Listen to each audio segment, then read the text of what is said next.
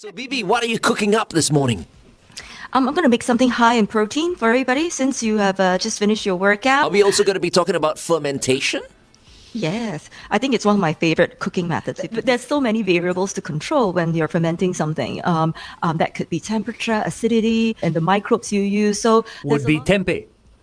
Yes, I have to. Oh, you're making tempeh today. Oh, yeah. I've already pre-soaked. I've boiled it for half an hour, and then the trick is to change this acidity a little bit by adding. I do put them in a dark area. In fact, I will put a weight on top of them, so that it forms this really firm cake. And so over here, I have also blended some dosei. I think it's called a Thermomix. A Thermomix, yeah, I've seen that. It replaces something like 28 appliances in your kitchen.